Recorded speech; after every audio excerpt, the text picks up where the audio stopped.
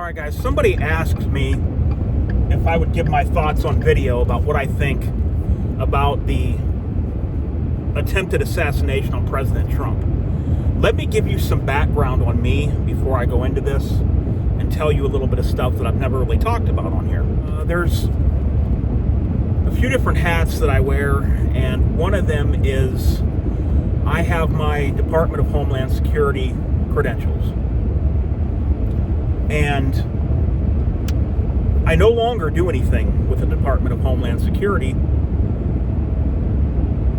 but I will talk a little bit about what I did with them on the side. Let me start by telling you first off, why am I bringing up DHS, Department of Homeland Security?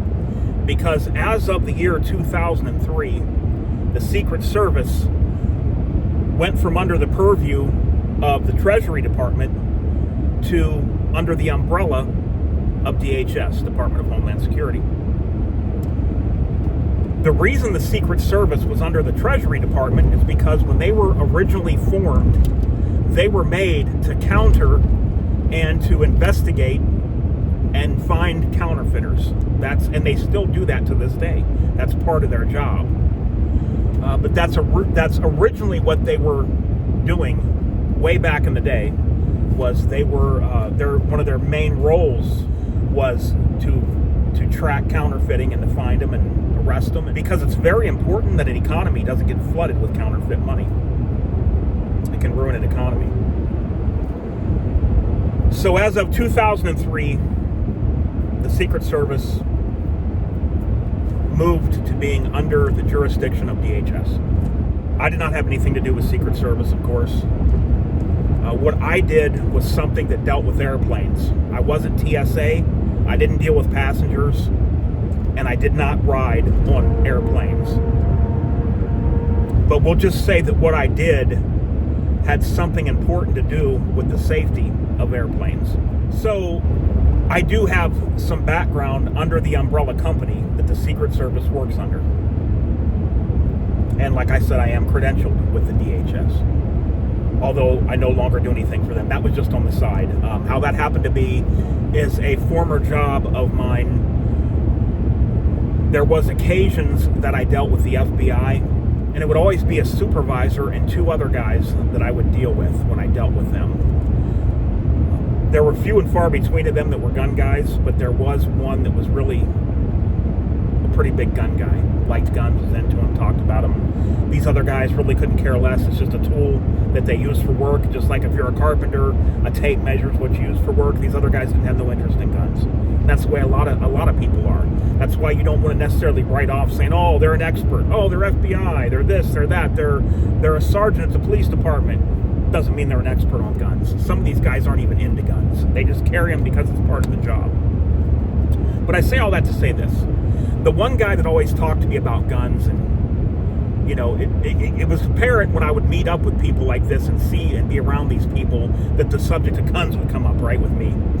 So there was one guy that started talking back with me. The other guys didn't care. In fact, none of the supervisors for the FBI I ever dealt with cared one iota about firearms at all. But the one guy that really liked firearms, I was approached by him one day, and he told me that they really needed some help in this certain area, and he thought I would be a good candidate to help on the side if I wanted to do it, side work. And I filled out the book of paperwork that you have to fill out and went through everything that you have to do for them, and then got my credentials. And for a while, not even for a long period, for a while, I did what I told you guys about.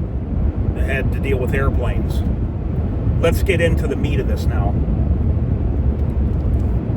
What happened is, I believe, first of all, I feel that the heads of the Secret Service were not putting that much importance on former President Trump. I believe that they were giving them whatever they had left over. The director of the Secret Service is a woman, and there was video that's been put out that says one of her top priorities was to say she's going to hire more females. Why is that bad? Well, number one, the reason that's bad is because of the stature and I'll get into a little bit more of this too, why it's bad. Not that there's not women that can't do the job, the stature. When you have to surround the person that you are protecting, these women cannot do that when they're like 5'6", 5'7", whatever. They can't do that. It's impossible to really surround and put cover on them. All the men there had no problem. It was the females that could not do this properly.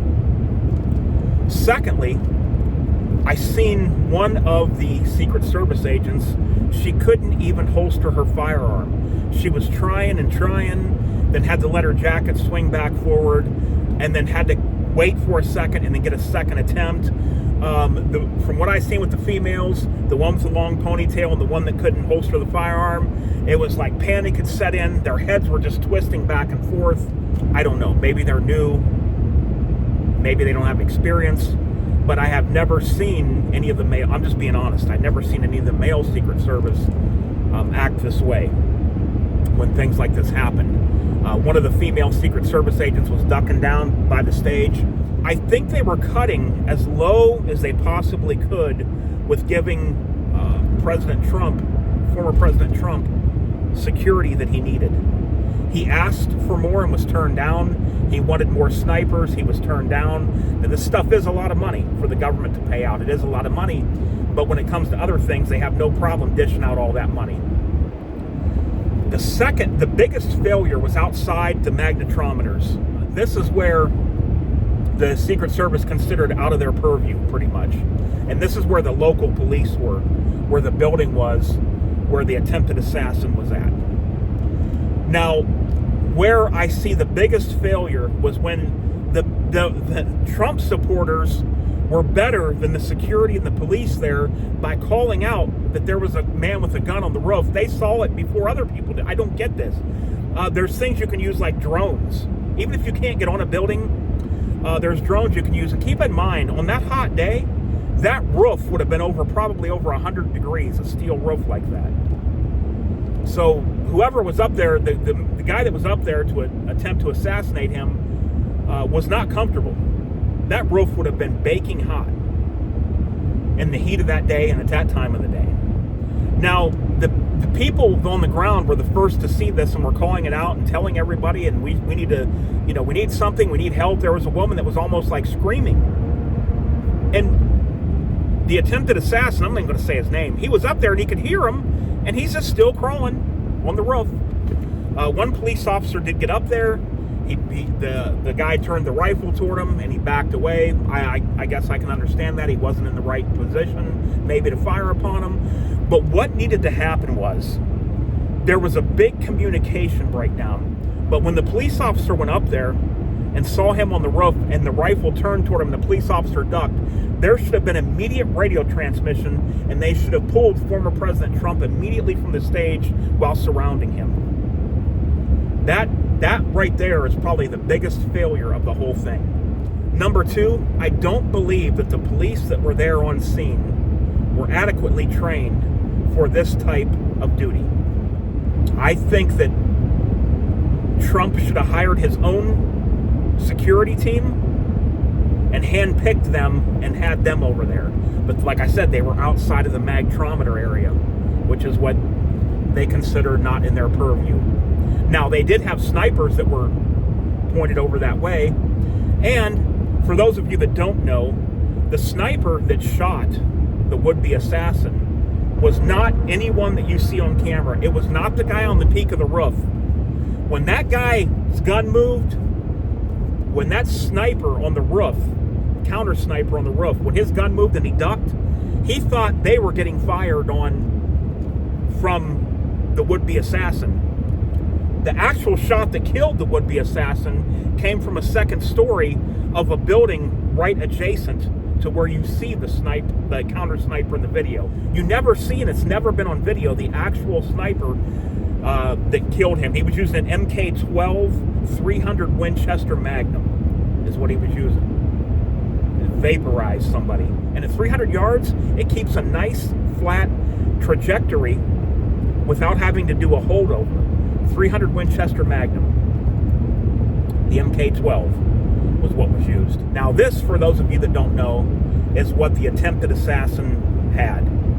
He had a DPMS AR-15 with an unmagnified EOTech holographic sight. And that's what he used. But thanks to God, things turned out the way they did. If that 5.56 round would have caught even the corner and went in the skull, it would have just blew it out.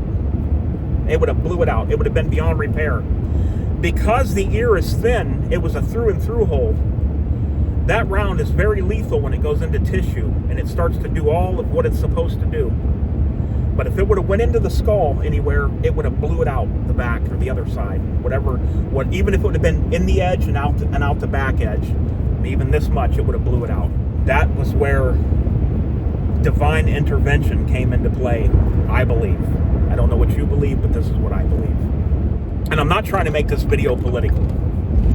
Okay, I don't care who you vote for, what you're going to do. I'm just trying to give my thoughts and opinions on what happened. So I believe that the biggest failure was where there should have been the most eyes, which was on the adjacent property.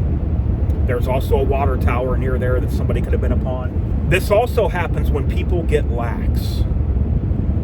People will tend to get lax, Secret Service included, when they're doing things like this, because nobody really expects anything to happen until it goes down. But when he first entered the rally, he came in through the magnetometers, but he had a rangefinder. And they did relay this over the radio, and they said to watch him, and then it ended up they didn't watch him.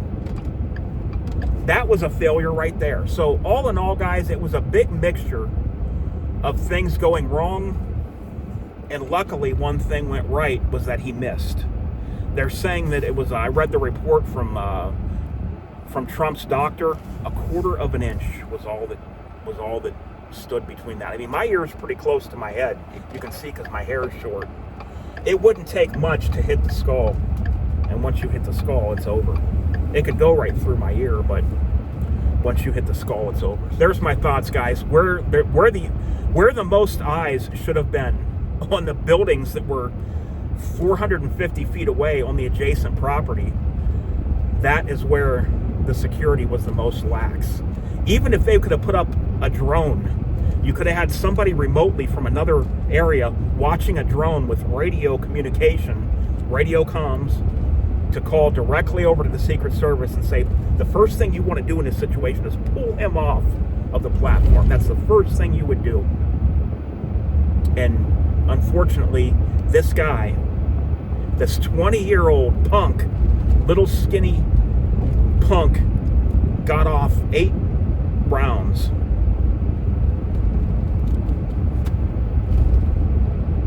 While all this went on, unbelievable that it could be like that.